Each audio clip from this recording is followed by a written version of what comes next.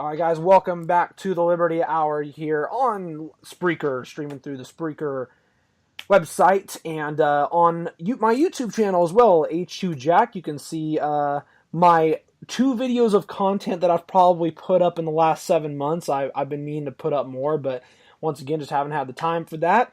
But regardless, we are back here for part 4 of the Liberty Hour, hosted by your very own H2 Jack.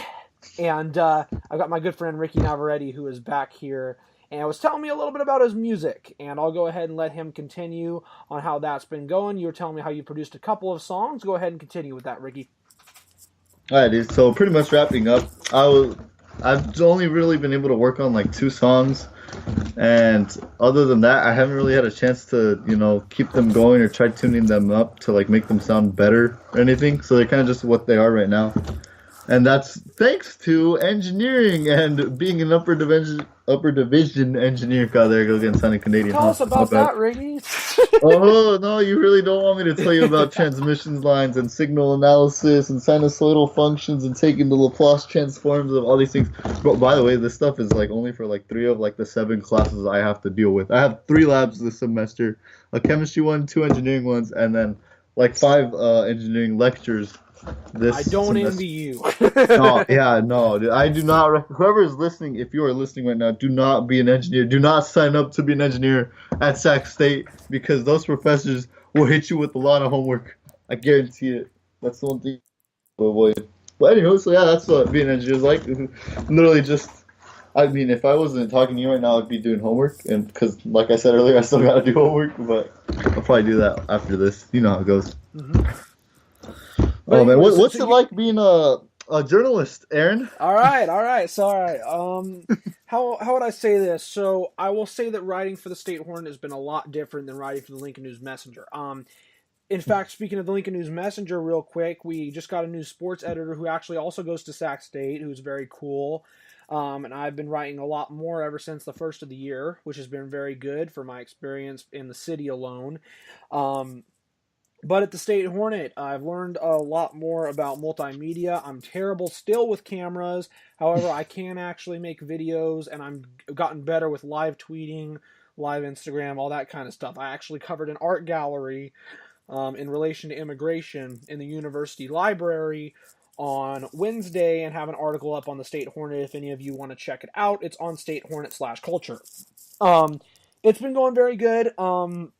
I think there obviously are things I could be better at, but the thing is, I don't live at the campus, and once again, it gets into an issue of how much time am I actually on the school grounds for. So obviously you run into issues with that, but distributing the paper has been good. I'm not glad that we are going to be going fully digital after this month or after this semester because I like paper newspapers and I hate the fact that digital is taking over. That's something that pisses me off. But unfortunately, print news is dying out, and I view myself as an old-style journalist in a new style of journalism in a new generation. And what that means is I'm not great with all these multimedia things, and I'm much more a fan of print news. However, that's not what everybody else is a fan of. What I will say, though, as a journalist is it's been a lot of learning, it's been a lot of experience, which I like, and yeah, that's pretty much it. It's been nice to write sports specifically. I've had to write news and arts and entertainment while there because you're in general staff writer. If I had it my way, I'd only do news or I'd only do sports. I mean, but it's been nice. It's given me a lot of experience that I will definitely remember and use towards my future endeavors. Nice. You sound like you got your future way more ahead of you than I do. Well, I mean, you're definitely staying focused, which is a good thing. I mean, that's good. It's hard to stay focused when you're literally staying up to 2 a.m. trying to keep up with homework. And we've spoken about this too, and this actually gets into the next thing I want to talk about is because when we graduate, I don't know if you're still on track to graduate next spring, but hopefully you are, because I know we've spoken about it and how we want to go to EDC in 2020. But we're going to at least get a small taste of that here in a couple months, as we're going to be going to Night Nation Run again. We went once back in 2016, and this will be the second time that we have gone. And it's going to be April 13th, a Saturday. If anybody wants to check that out, it's on nightnationrun.com/Sacramento. And I'm really looking forward to it. I know you're looking forward to it too. I know. And by the way, Ricky, congratulations. He just hit his 1-year anniversary with his girlfriend, so I want to give him congratulations on that. Thank you. So anyway, she's going. I know our friend Michael's going. We have a few other people that are questionable to go as well, but I'm really looking forward to it. And Ricky, and what are you most looking forward to about Night Nation Run #2 in Sacramento at Wrigley Field? Honestly, dude, just the environment. That's really it. I had a blast last time just being around people, jamming out, having fun. I mean, yeah, I'm looking forward to like the whole like neon running and stuff like that. That's pretty cool. Like seeing everybody running bright colors with music jamming out. And like I don't know, I don't really have like a particular artist or anything I'm looking forward to because again, it's usually just like a couple of underground artists and then some other dude. I don't even know who their lineup is this year. I think Schambacher's coming back. I think Chris Schambacher's coming back, and he was good from what I remember. He was the one that finished the show out, I'm pretty sure. Yeah, I think he was probably the headliner at the very end. Because I remember there's also some dude named Oso Grande, I think. Like, he had some big old... He had, like, the bear mask or something like that? Yeah. You remember that? Yeah, he had that thing going on. So, yeah, I don't know. I'm just really looking forward to just being in the crowd again, seeing everybody, like, jam out and being dehydrated. Well, actually, I don't even think that was the problem there, because I know other raves it's been a problem, like, being hydrated and stuff. I remember Glancis and Walker, for sure I was dehydrated. But they had, like, water bottles while we were running, didn't they? They had, like, stacks of water bottles, if I remember correctly. Okay, I don't know. But, dude, I'm just looking forward to being back. Like, being back with the speakers blasting and everything. That's another thing is I'm really looking forward to it in terms of the fact because it is fun. You have the DJs that are out there throughout the course while you're running, and it's a family-friendly environment too, which is great. And it's still fun. There's a before party. There's the after party. We don't have to go the day before because we paid the extra $5, which is good. I think you can still buy it now for the cheaper rate. It might be going up sometime soon. And I'm not going to single anybody out but one of our friends.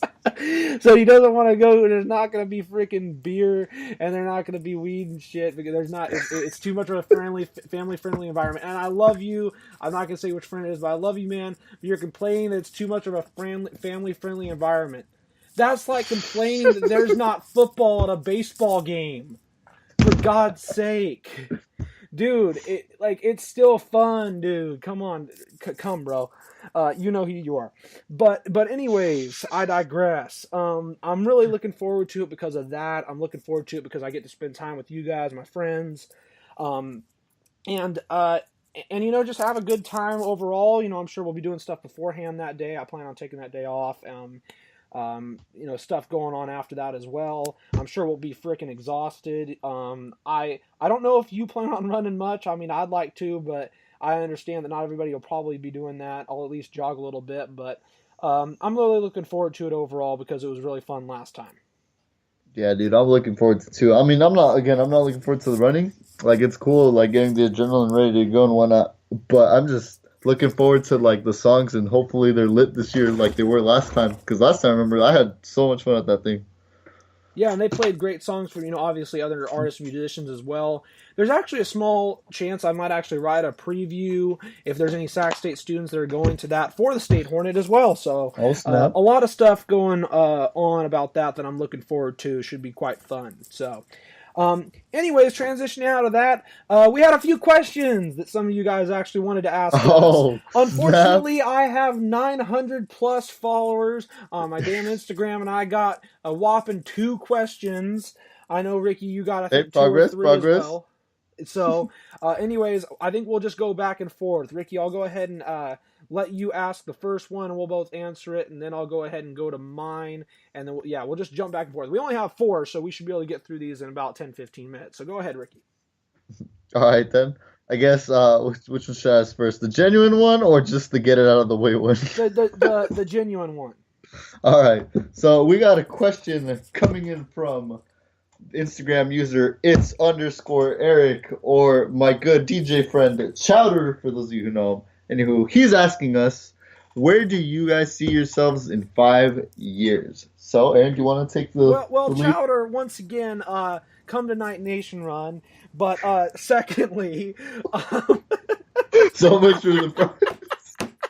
Damn, I felt that one from where, here. where Woo! where do I see myself in 5 years? No, I love you, Chowder. Where do I see myself in 5 years? So that's an interesting question because see, I haven't really thought about much until after I graduate. Um, I would like to think that I would be either writing for some sporting outlet or having my own show somewhere. Um, where I can talk about sports in some way, shape, or form because I am a big fan. By the way, I haven't even given scores. You know how I used to on my shows give score updates? I haven't even done that yet, so I'll make sure in a bit I'll give you guys some score updates from the NBA as the Warriors are playing tonight. But I'd like to think that I'd be writing for some sporting outlet somewhere, or doing some sort of podcast, show where I could get paid money. Just something I'd love somewhere where it's not too many freaking people because I freaking hate urban areas. I've learned that over the last 6 months. But overall, that's where I would like to think I would be seeing myself in 5 years. What about you, Ricky?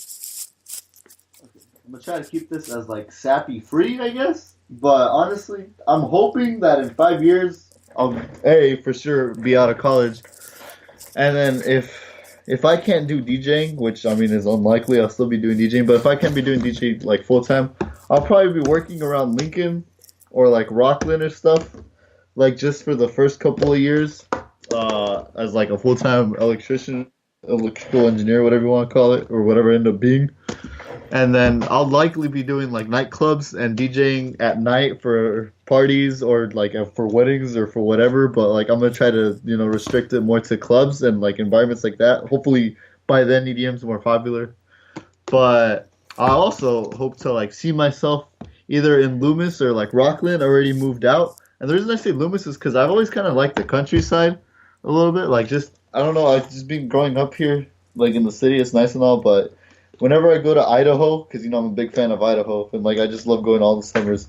Whenever I go to Idaho or just to our friend's house, girlfriend's house, whoever, like it's always nice being out there, out in the country for me. Like it's just a nice little relaxation time. So I mean, I'm hoping that in 5 years from now, I'll be DJing for nightclubs as a successful engineer with my girlfriend, like, and we'll like be moved out already, hopefully somewhere else. You know. Yeah. I mean, that's like more of like the adult answer you probably expect. That's not more of like the like, oh, I expect to be on tour in Germany kind of stuff you like probably expected me to say. Now, I've got a question in response to Eric's that I want to go ahead and ask you. Mm-hmm. Where did you see yourself in 5 years, 5 years ago? If you had to ask yourself this question Oh, as a junior, would be as a sophomore at Lincoln High School, what would oh you my have God. said? What would you have responded to this question 5 years ago? If I'm being honest, dude, I cared less about like I liked listening to music. I cared less about music production. I didn't care what it was like to make music. I didn't do any DJ stuff. I didn't know any engineering stuff. I wasn't a big like calculus math nerd. I was literally just into like gaming and hanging out, dude. So I'd say I'd probably just 5 years ago I probably would have seen myself just single, playing games, having fun, like just going out and about, and just like going to gaming tournaments and stuff like that, like stuff you see people like actually doing nowadays for like esports and stuff. Like that's where I saw myself back then as a gaming nerd, gaming fanatic, and like somebody who just liked to play games and be like, oh yeah, guys, let's all play together. But that's it, dude. I'd just say I saw myself single, living my life, like not drinking or anything like that, not doing anything stupid, but just like having fun playing games like all day, every day, and getting paid for it. It's crazy. Besides the gaming side of things, I have to say same. And here's the thing: is I don't think a lot of people, and not to shit on sophomores, because I do think that there actually is a growing number of young people. They're actually very educated and informed and know what they actually want to do in America nowadays. But I don't think that there's a lot of sophomores that are out there overall that know what the heck they want to do. I think junior year is really where you start kind of getting over that leap and starting to understand what you actually want to do with your life. That's just my thought. I think that's really kind of what, you really kind of start learning yourself a little bit at that time, especially in college. College, you really start to learn yourself. That's definitely true. Yeah. I have to go Yeah. ahead and stop this part here. We'll be right back with part 5 of the Liberty Hour.